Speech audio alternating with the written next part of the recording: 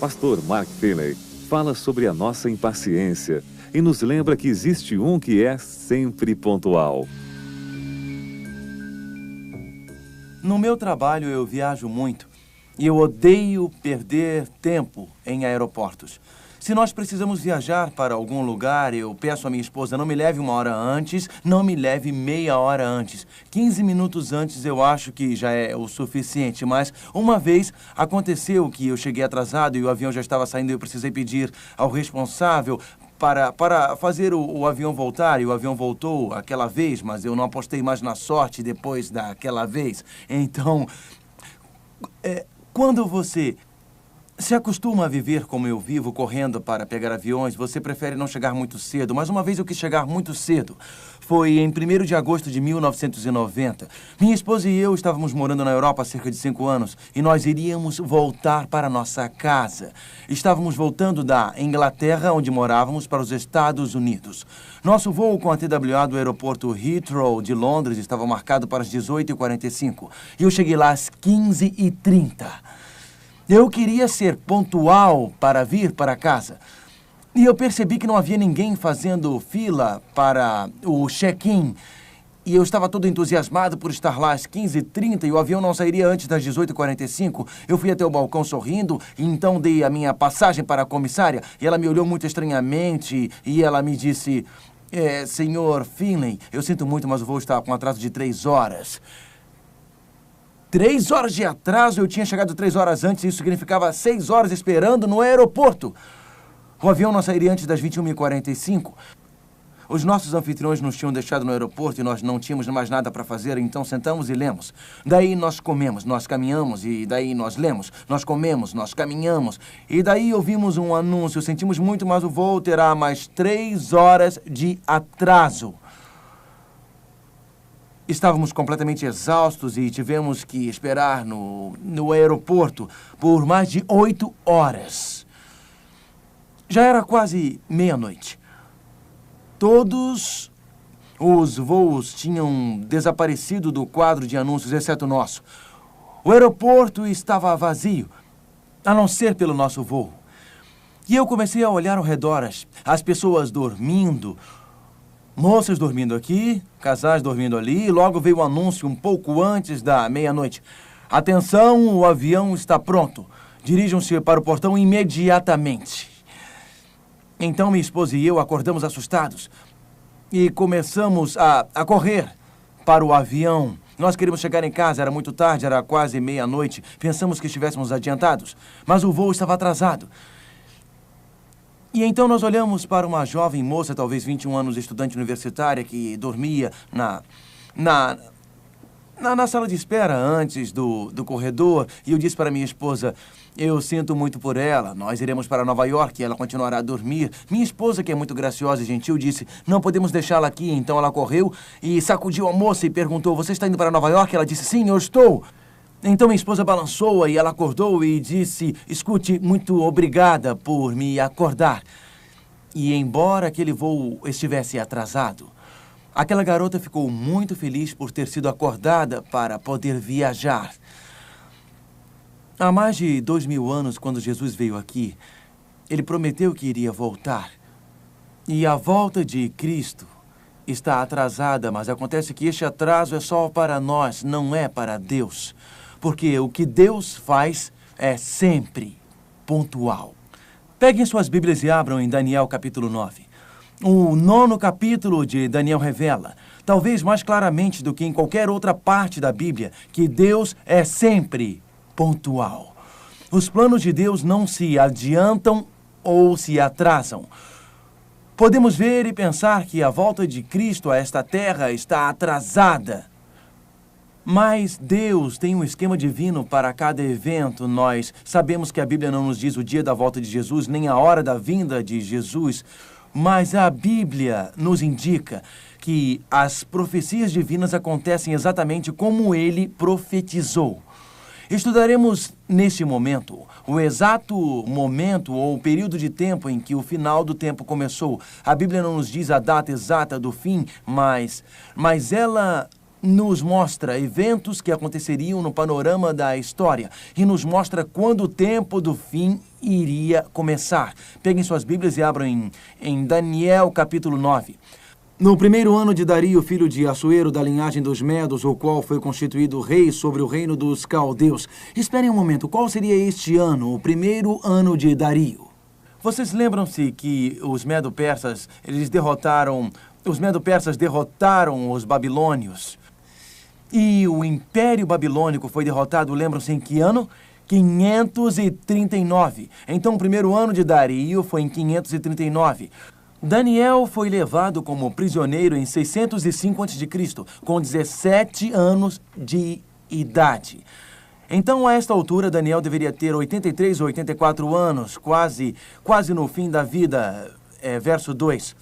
No primeiro ano do seu reinado, eu, Daniel, entendi pelos livros que o número de anos de que falara o Senhor ao profeta Jeremias, em que haviam de durar as assolações de Jerusalém, era de 70 anos. E Daniel estudava a Bíblia. E como prisioneiro na Babilônia, Daniel estava estudando as profecias de um profeta. Que profeta era esse? Vamos ver, está escrito aqui, Jeremias. E Jeremias tinha profetizado que quando Babilônia derrotasse Jerusalém, o cativeiro seria de aproximadamente 70 anos. E Daniel sabia disso, ele sabia que a profecia estava acabando, e ele sabia que o grande Deus sempre mantém a sua promessa. Daniel sabia que os planos de Deus não se adiantam nem se atrasam. Daniel sabia que Deus é o guardador de promessas e que ele tem um esquema divino. Mesmo assim, Daniel estava preocupado, porque ele não via o cumprimento da profecia. E por isso Daniel começou a orar. Em Daniel capítulo 9, do verso 3 ao verso 20, lemos a oração de Daniel. Daniel estava preocupado. Ó Deus, livra meu povo do cativeiro dos babilônios. Ó Deus, ajuda a Dario a aprovar um decreto que dá liberdade ao meu povo. Então Daniel começa a orar, verso 3. Voltei o meu rosto ao Senhor Deus para o buscar com oração e súplicas, com jejum, pano de saco e cinza. Orei ao Senhor meu Deus. Confessei e disse, ó Senhor, Deus grande e temível, que guardas a aliança e a misericórdia para com os que te amam e guardam os teus mandamentos. Os 70 anos de cativeiro estavam, enfim, acabando. Deus tinha um plano divino. Daniel agradece a Deus por guardar a aliança. Os seres humanos não conhecem o que o futuro traz, mas Deus sabe. Os seres humanos não possuem poderes ou autoridade ou força para alterar o futuro. Pouco nós podemos fazer para alterar o grande panorama de todos os acontecimentos, através dos séculos e milênios. Mas o grande Deus do céu é muito sábio e sabe o que fazer, e é forte o bastante para completar isso. Então Daniel ora e diz, pecamos e cometemos iniquidade. Ele nos dá um relato dos pecados de Israel. E então Daniel passa a lidar com o que eu chamo de a lei da causa e efeito. Deus cumpre as suas promessas. Aqui você vê a lei da causa e do efeito. Você acha em Daniel capítulo 9 e verso 13. Como está escrito na lei de Moisés, todo este mal nos sobreveio. Apesar disso, não temos implorado o favor do Senhor nosso Deus para nos convertermos das nossas iniquidades e nos aplicarmos à tua verdade. Por isso o Senhor cuidou em trazer sobre nós o mal e o fez vir sobre nós. A lei da causa e do efeito diz simplesmente isto. Quando qualquer pessoa, qualquer família, qualquer nação, conscientemente e voluntariamente deixa o Senhor, eles perdem as bênçãos divinas de Deus e a sua proteção divina. E, em consequência, a proteção divina de Deus é rejeitada. Então, Suas vidas se enchem de preocupações, tristezas e destruição que não existiriam caso eles não tivessem escolhido esta situação de rebeldia. Deus é tão amoroso que Ele não pode provocar as preocupações e tristezas. Ele não provoca não provoca os divórcios, não provoca acidentes de carro. Com nossa rebeldia, nós abandonamos as suas bênçãos, nós abandonamos a sua proteção divina. E o diabo tem permissão para causar problemas que ele não poderia se nós estivéssemos em outra situação. Então, há uma lei natural de causa e efeito, e esta é Daniel 9:13, diz: convertendo-nos das nossas iniquidades e aplicando-nos à tua verdade. Algumas vezes Deus nos ensina através do sofrimento o que nós não aprenderíamos em momentos de alegria. A história de Israel é a história de uma nação que Deus ensinou através de um grande sofrimento por causa da sua rebeldia. Eu não sei quanto a vocês, mas eu quero que a minha família seja obediente e fiel a Deus, para não precisar passar por alguns difíceis problemas que seriam necessários para levar as nossas mentes e corações de volta a Deus. Alguém disse que nós só olhamos para cima quando estamos lá embaixo. Eu espero que sejamos sábios, porque a Bíblia diz: aquele que tem ouvidos ouça e aprenda. A Bíblia diz estas coisas à nação de Israel: o cativeiro, a prisão, o sofrimento e o desapontamento foram as coisas escritas como exemplos para nós, para os quais o fim do mundo virá, para que nós tenhamos esperança. Eu prefiro aprender quando Deus me dá um gentil toque nos ombros e responder ao seu amor, do que continuar rejeitando a sua voz e virando as costas para o seu toque. Aprendendo com sofrimento quando eu poderia ter aprendido com alegria. E vocês, amigos? Daniel continua com a profecia. Em Daniel capítulo 9, verso 21, Daniel está orando.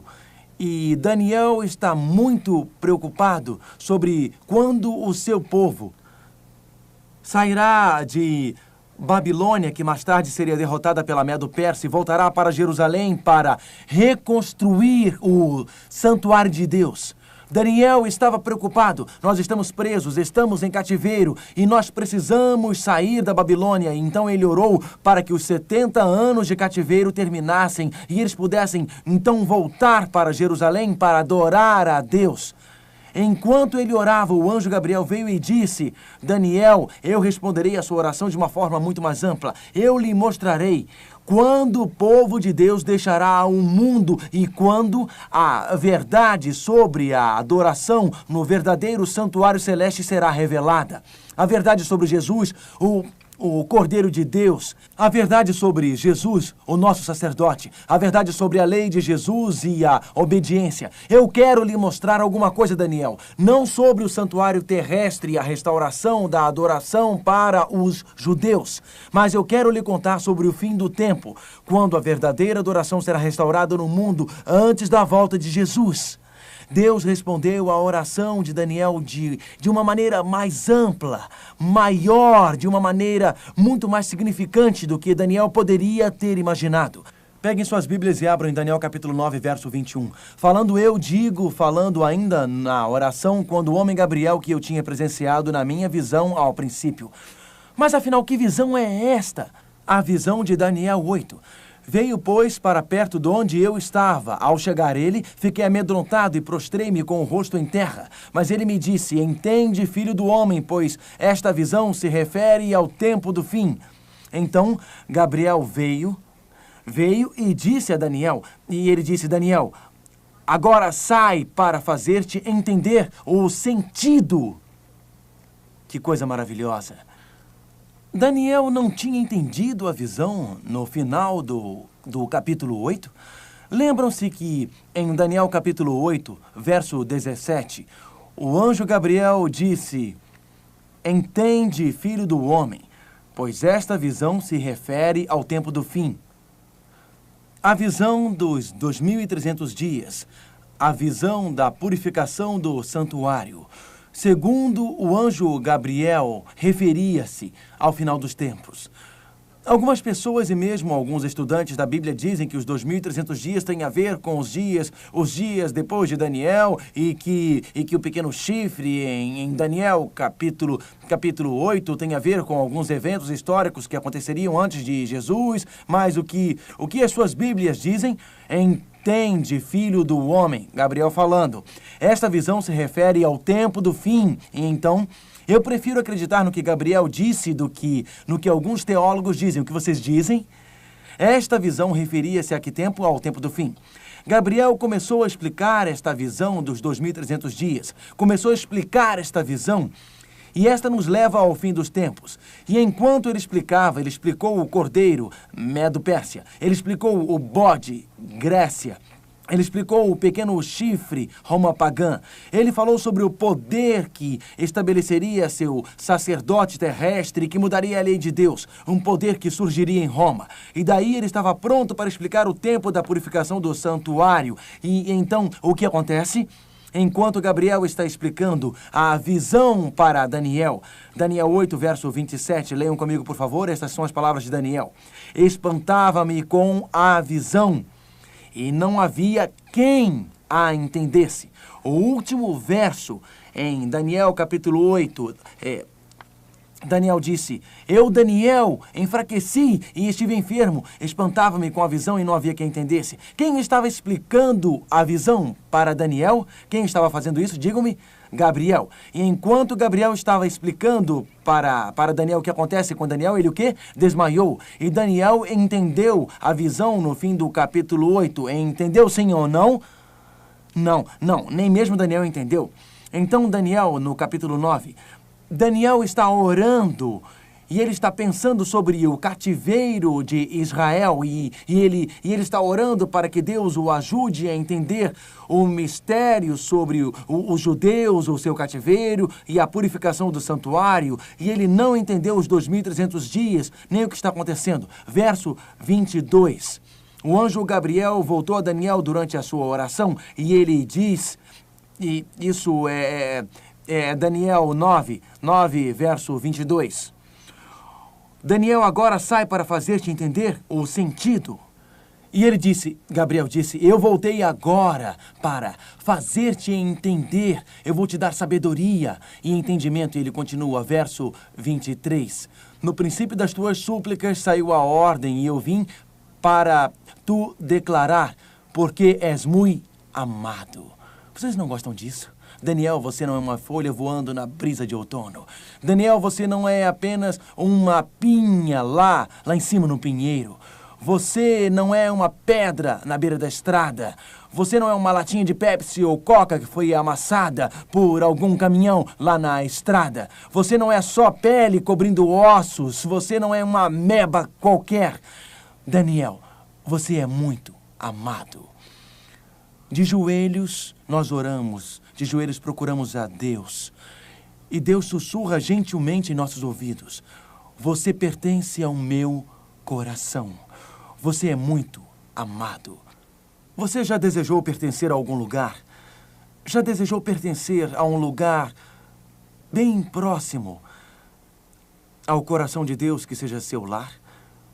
Você já sentiu um frio na sua barriga porque você não pertence a este mundo? Guerras, conflitos, fome, violência, terremotos, insegurança financeira, desastres. Quando nos ajoelhamos para orar, Deus sussurra para nós como sussurrou para Daniel. Você é muito amado. Você pertence ao meu coração. E ele continua. No princípio, verso 23, no princípio das tuas súplicas saiu a ordem, e eu vim para tu declarar, porque és muito amado. Ele disse, entende a visão. Entende a visão. E qual é essa visão? A visão que eles estavam explicando no capítulo 8, quando Daniel desmaiou e não conseguiu entender a purificação do santuário. Entende a visão. E ele continua dizendo, considera a mensagem. Qual é a mensagem? Tem alguma mensagem revelada no capítulo 9? Não, não, não. Então, sobre qual mensagem ele está falando?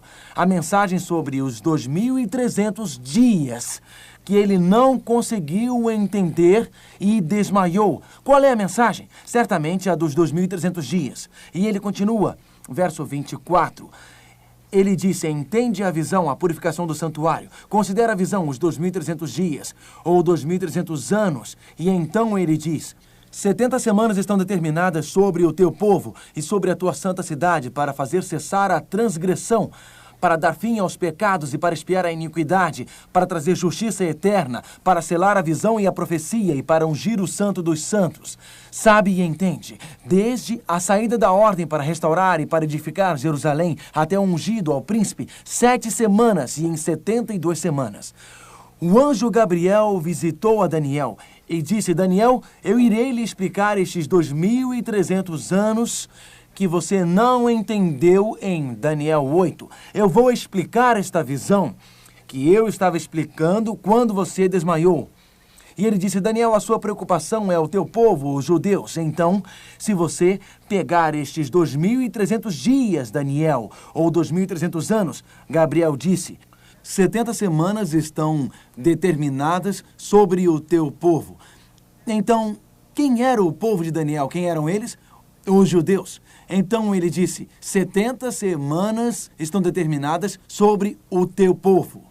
Nas profecias bíblicas, um dia profético é igual a um ano, o quê? Literal. Por favor, não me interpretem mal. Na Bíblia, quando se fala de um dia, é um dia. Um dia não é um ano, não é 10 anos, não é 100 anos, não é 1000 anos. No livro de Gênesis diz, tarde e manhã foram o quê? O primeiro dia, este é um dia, um período de 24 horas. Jonas na barriga da baleia, 3 dias e 3 noites, e assim Cristo estaria no ventre da terra. Portanto, isto é dia, um dia, é um dia, segundo a Bíblia. Então, Jesus morreu na sexta e no terceiro dia ele foi ressuscitado. Agora, na Bíblia, um dia é um dia. Mas quando falamos de profecias, uma profecia simbólica, é óbvio que os símbolos, todos eles são proféticos. Você já passou pela cidade e viu um leopardo com 4 cabeças, por acaso? Ou que também pudesse ter asas, ou um leão com asas de águias? Veja, se a profecia é simbólica, então os períodos de tempo serão simbólicos. Em Daniel e Apocalipse, onde temos períodos simbólicos, imagens simbólicas. Nas profecias, um dia é igual a um ano, mas não todas as vezes na Bíblia. Nas profecias de Daniel e Apocalipse, um dia profético é igual a um ano literal. Então ele disse 70 semanas. Quantos dias tem uma semana? 7, esta é uma boa classe. Quantos dias tem uma semana? 7. Então temos 70 semanas proféticas, 7 dias na semana. 70 vezes 7 são o quê? 490 dias. Portanto, 490 dias fazem 70 semanas. E tendo um dia igual a um ano, temos 490 anos. Gabriel aparece e diz, ok, Daniel, você está preocupado sobre os 2.300 dias. Você está preocupado sobre os 2.300 anos. 70 semanas deste período, ou 490 dias, ou 490 anos, estão determinados sobre o teu povo, os judeus. Os 490 dias se aplicam aos judeus. Qual é o significado da palavra determinada? O livro do Velho Testamento de Daniel foi escrito em aramaico-hebraico e existe uma palavra hebraica interessante chamada yatok, que significa cortado ou separado de. Portanto, ele disse, Daniel, 490 anos foram cortados, isolados ou separados dos 2.300 anos. Então, destes 490 anos, a primeira parte dos 2.300 anos referem-se ao teu povo, os judeus. E ele continua e começa a dizer para Daniel o que acontecerá durante aqueles 490 anos proféticos. Este primeiro período de 490 anos é o mais emocionante, a mais impressionante profecia de todo o Velho Testamento. Por ser tão acurada e por mostrar que Deus é sempre pontual, mostra que os eventos são todos pontuais. Gabriel diz para Daniel, serão 2.300 anos de hoje até o fim do tempo. Mas os 490 primeiros anos deste período estão determinados a separar o teu povo, os judeus. Durante estes 490 primeiros anos acontecerão muitas coisas. Então Gabriel disse, deixe-me mostrar-lhe onde este período começa. E ele disse, sabe e entende. Desde a saída da ordem para restaurar e para edificar Jerusalém, até o ungido ao príncipe, 7 semanas e 62 semanas. As praças e as circunvalações se reedificarão, mas em tempos angustiosos. Lembrem-se, povo de Daniel, os judeus estavam em cativeiro. Daniel estava preocupado em saber quando o seu povo seria libertado, reconstruiria a cidade e os muros de Jerusalém e quando teria permissão para adorar a Deus. Então, o anjo Gabriel começou com um evento que era muito importante para Daniel. Ele disse, sabe e entende. Faz o quê? Sabe e o que e entende. Desde a saída da ordem para restaurar e para edificar Jerusalém, até o ungido, o príncipe. Quem é o ungido, o príncipe? Quem é? Jesus. Ok. Então, desde algum evento no passado, quando os judeus poderiam voltar e restabelecer a adoração em Jerusalém, quando você, Daniel, vir este decreto ser sancionado pelos persas e a adoração for restaurada e os sacrifícios forem apresentados novamente e os sacerdotes puderem ministrar de novo, quando este decreto for sancionado para restaurar a adoração em Jerusalém, deste decreto até o Messias, o príncipe até Cristo, serão quantas? Quantas? 7 semanas, mais 62 semanas. Então 7 semanas e 62 semanas, ou 7 mais 60, mais 2 igual a 69 semanas. E então, desde o decreto para restaurar Jerusalém. Então, preste atenção. Desde o decreto para restaurar Jerusalém, que Daniel estava preocupado, até o Messias Jesus, passariam 69 semanas proféticas. Quantos dias são 69 semanas proféticas? Um dia profético é igual a um ano literal. Ele diz em Ezequiel 4:6, te dei cada dia por um ano. 69 semanas. Se temos 7 dias na semana, portanto, 7 vezes 69 é igual a 483 dias. Se um dia é igual a um ano, então serão 483 anos. Então, desde o decreto para restaurar e construir Jerusalém, até o Messias, Jesus Cristo, seriam 483 anos exatamente. Quando foi sancionado este decreto para restaurar e construir Jerusalém. Quando foi? Quando foi sancionado. Peguem as suas Bíblias e abram em Esdras. Esdras, capítulo 7. Esdras, capítulo 7. Em Esdras, o decreto foi sancionado. O livro de Esdras vem antes do livro de Neemias, no Velho Testamento. Na realidade, 3 decretos foram sancionados. O terceiro deles foi sancionado por Artaxerxes. O terceiro decreto era muito significativo porque permitia os judeus não só irem embora, mas também estabelecerem a adoração com o seu próprio sacerdote e permitia que eles formassem a sua própria comunidade religiosa. Esdras, capítulo 7. Este foi o rei Artaxerxes que sancionou o decreto. Esdras 7, verso 13. E ele disse, por mim se decreta que no meu reino todo aquele do povo de Israel e dos seus sacerdotes e levitas. Por isso era tão importante, por este detalhe, porque permitia os sacerdotes e os levitas a voltar e organizar a adoração. Que quiser ir contigo a Jerusalém, que vá. Vejam o verso 27. Bendito seja o Senhor, Deus de nossos pais, que deste modo moveu o coração do rei para ornar a casa do Senhor, a qual está em Jerusalém. Este era um decreto especial. Eles podiam ir embora e construir o templo. Eles podiam ir embora e organizar a adoração. Segundo Esdras 7, verso 13, um decreto para restaurar e construir Jerusalém novamente foi sancionado em 457 a.C.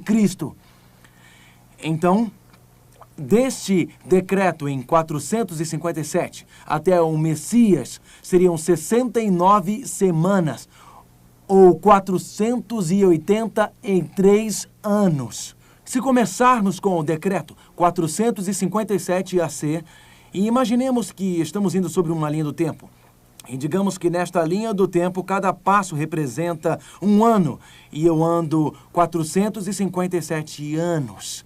Se aqui eu estou em 457 a.C., e eu continuo a caminhar outros 457 nesta direção, isso me levaria a zero.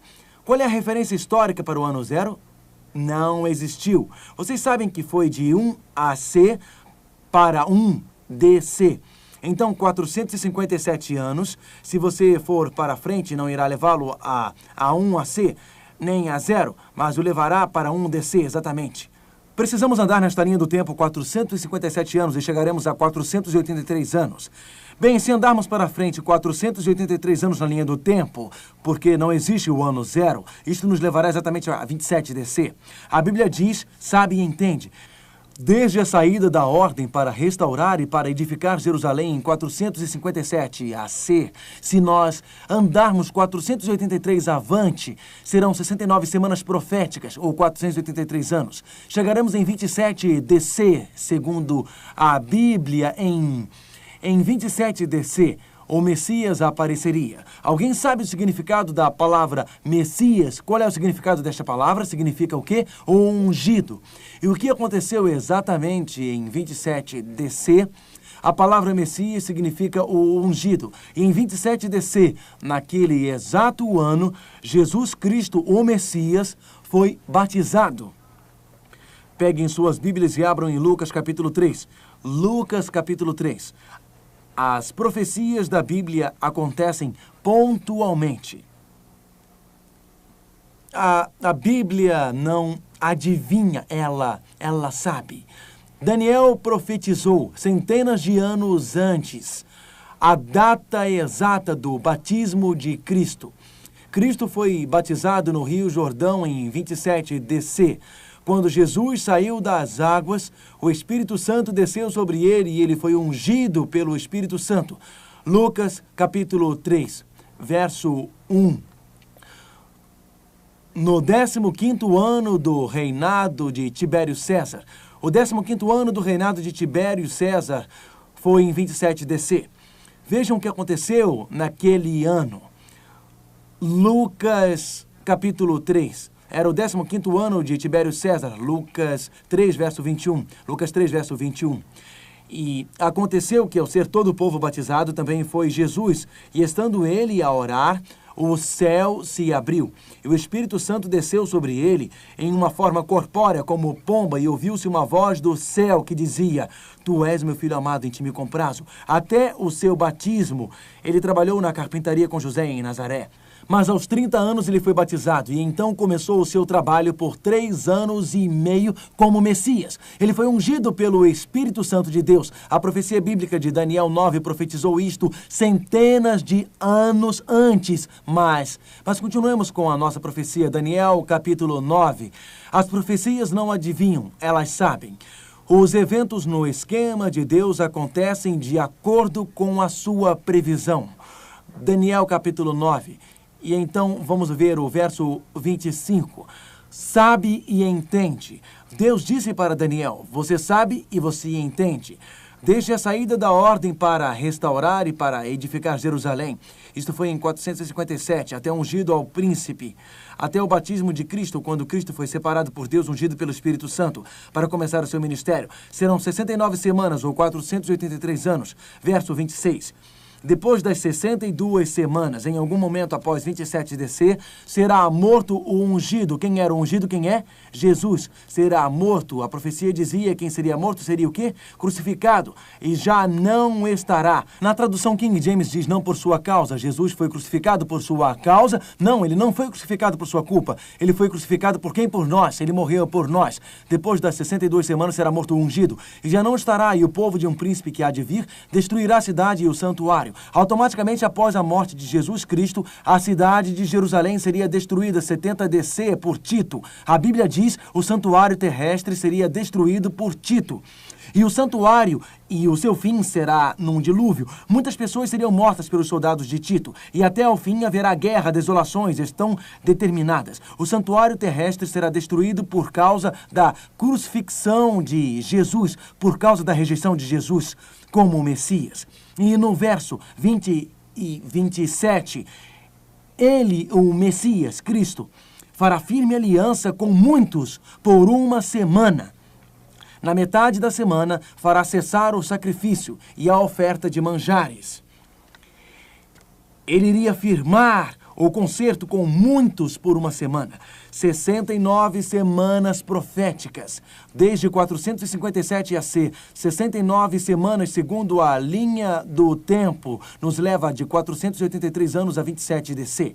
69 das 70 semanas determinadas pelos judeus tinham acabado. Sobrou o quê? Sobrou uma semana. Uma semana profética desde 27 DC.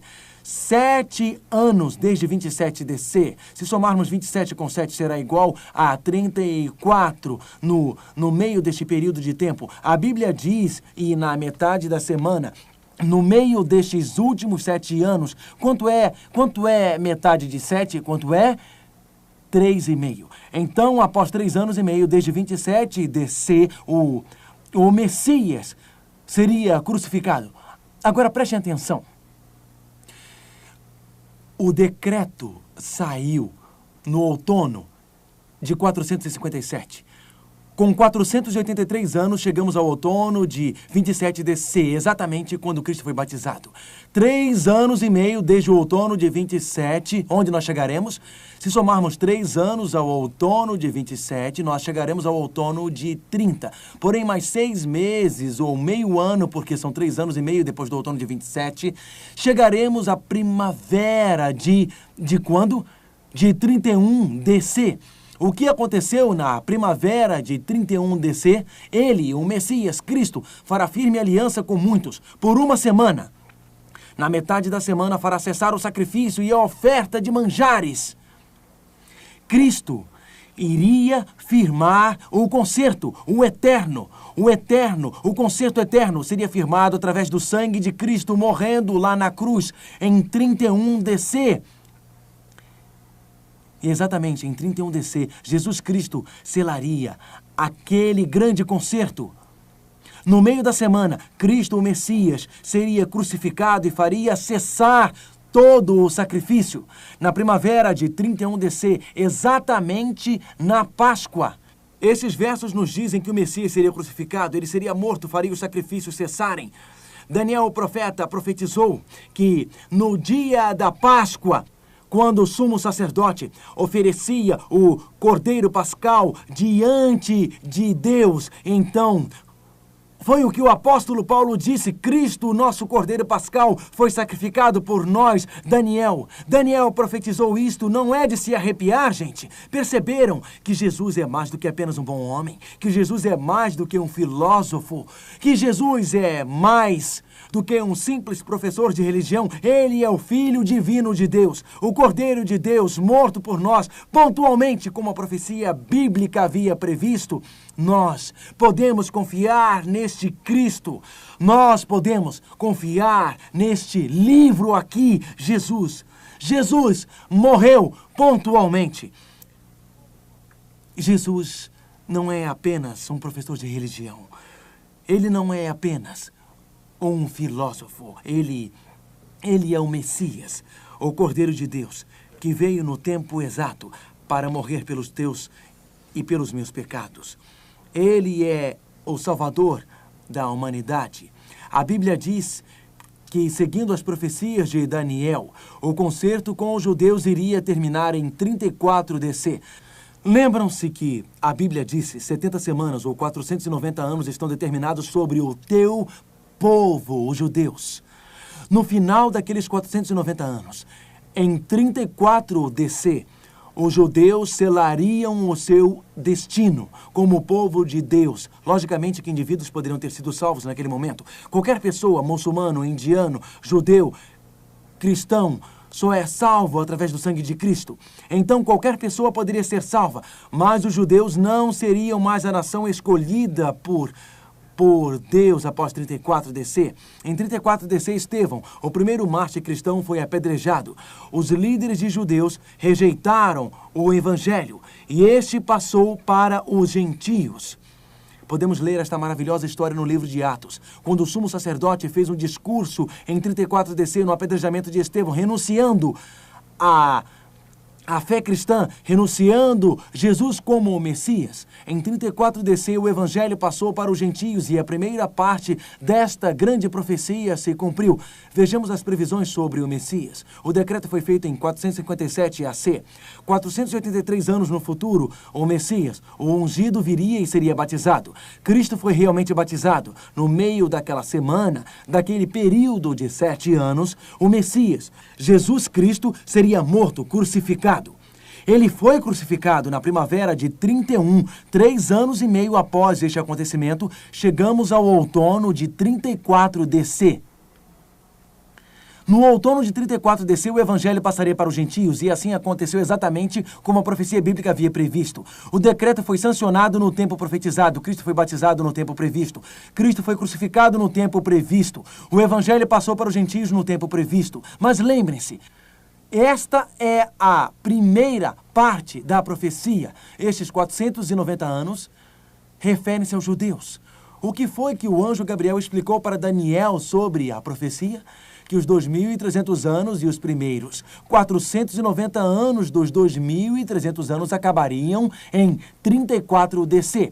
Os primeiros 490 anos referiam-se ao povo de Daniel, os judeus, e a primeira vinda de Cristo em 31 DC. A última parte dos 2.300 anos se refere ao povo de Deus hoje e a segunda vinda de Cristo. Então, Deus usou um acontecimento que nós podemos ver, a primeira vinda de Cristo, para nos mostrar o que nós não podemos ver, a segunda vinda de Cristo. E se os acontecimentos aconteceram na primeira parte da profecia, obviamente eles acontecerão durante a segunda parte da profecia.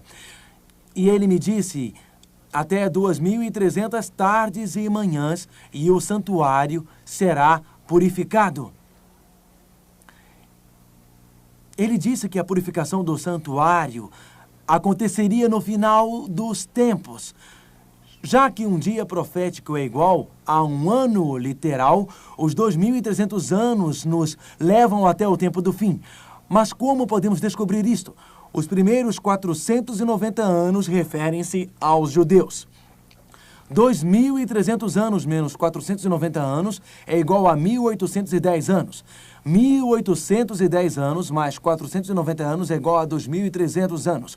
Os primeiros 490 anos referem-se aos judeus, e estes acabaram em 34 DC. Os outros 1.800 anos, 1.810, referem-se ao povo de Deus no fim dos tempos. Se aos 34 DC dos primeiros 490 adicionarmos 1.810, teremos 1.844. Em outras palavras, se iniciarmos em 457 AC e continuarmos por 2.300 anos, chegamos em 1.844. Os primeiros 490 anos referem-se ao período em que os judeus rejeitaram o Messias, em 34 DC. Os próximos 1.810 referem-se ao período chamado na Bíblia como final dos tempos, o juízo final antes da vinda de Cristo. Isto significa então, senhoras e senhores, que este não é um tempo futuro. Este não é um tempo comum.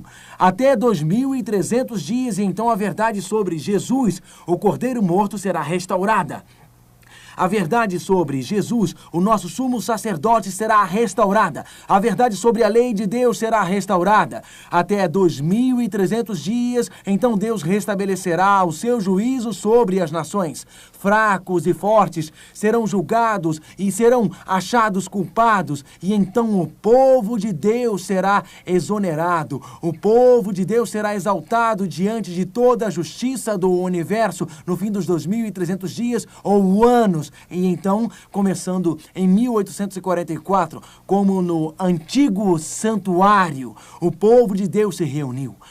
e orou durante aquele último ano judeu, o dia do julgamento, e abriram seus corações para serem purificados pelo sangue do Cordeiro e para serem perdoados e receber misericórdia de Deus. Eles examinaram os seus corações para ver se não havia nenhuma rebeldia não confessada e eles diziam: Deus, perdoa-nos. Então, na última hora da terra, Deus convida homens e mulheres para virem a Ele.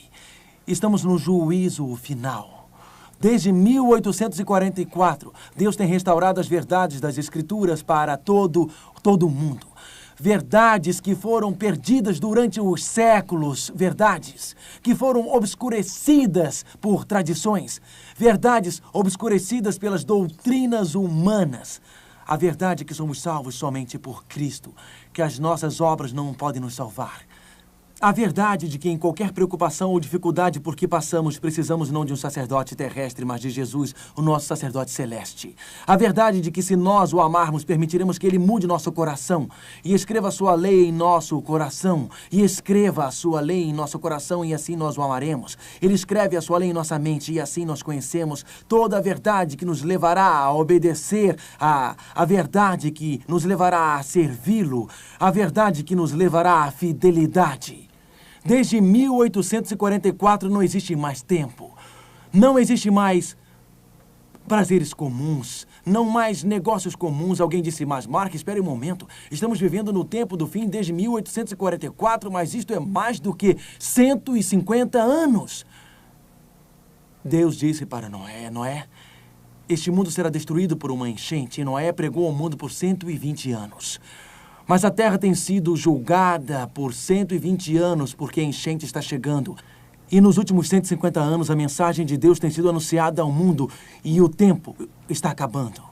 Nós estamos nos aproximando da grande crise, estamos nos aproximando do fim do mundo, estamos nos aproximando da volta de Cristo, nos aproximando agora dos últimos momentos do tempo da eternidade. E Jesus, nosso Salvador, está apelando para você e também para mim. Estamos vivendo no fim do tempo. Estamos vivendo nos últimos momentos do tempo. Jesus veio como era previsto na primeira vez. Ele foi batizado em 27 DC. Ele foi crucificado em 31 DC. O Evangelho passou para os gentios em 34 DC. Não aconteceu um só erro nas profecias. E desde 1844, o tempo está acabando. Não é um acidente que nos últimos anos a Rússia se abriu para o Evangelho. A cortina de ferro se abriu tão rapidamente, como um jogo de dominó. A Polônia, Hungria, Iugoslávia, abertas para o Evangelho, como um milagre divino. Deus agora está começando a abrir a China. Existe uma rachadura no muro da China. Há pouco tempo eu estive com o grande privilégio de visitar a grande China. E quando eu estava visitando a China, eu visitei Robert Wong. Robert Wong estava na prisão por atividades contra-revolucionárias por 15 anos. Enquanto eu sentei e conversei com ele, eu conversei com este homem que possuía tão grande fé, uma fé tão radiante. Robert Wong me contou que nos primeiros 5 anos ele ficou preso na solitária. Ele não pôde conversar com ninguém por 5 anos. Antes de Robert Wong ser preso, ele estava noivo para se casar. E sua noiva disse para ele: não se preocupe, eu vou esperar por você. Não interessa quanto tempo ficará preso. Após 5 anos, foi permitido a Robert Wong receber uma visita por 5 minutos, uma vez ao mês. Ele podia escrever uma carta por mês com 100 caracteres chineses e isso era tudo. Naqueles tempos, na China, existia uma tentativa de se fazer lavagem cerebral. Significa acabar com toda a sua herança cristã e a sua identidade cristã. E então, Robert Wong recebeu um número. Todos recebiam um número. E um dia, Robert Wong estava no jardim da prisão. E ele ouviu alguém chamar: prisioneiro número 115. Aquele não era o seu número. Mas, de repente, ele se lembrou 115. Este era o número do hino no meu velho inário chinês que dizia: dá-me a Bíblia. Na próxima vez que ele pôde escrever os 100 caracteres, no fim ele assinou Prisioneiro 115. Aquela carta foi enviada para sua mãe. E ao lê-la, ela disse: Prisioneiro 115, este não é o seu número. Ele deve estar querendo nos mandar uma mensagem. 115, o que significa isto? E alguém diz: 115 é o hino em nosso inário, dá-me a Bíblia. Os prisioneiros não tinham rolos de papel higiênico fornecidos pelo Estado. E por isso a família trazia papel e sabão, e frequentemente eles faziam uma grande barra de sabão que duraria 2, 3, 4 meses, e etc. A mãe dele fez um sabão, e no meio do sabão, ela colocou um pequeno Novo Testamento em chinês. E ela escreveu: aqui está, número 115. E quando ele cortou o sabão, ele achou o Novo Testamento. E aquilo o nutriu durante o seu cativeiro. E ele disse: dá-me a Bíblia. Nos últimos dias da nossa história,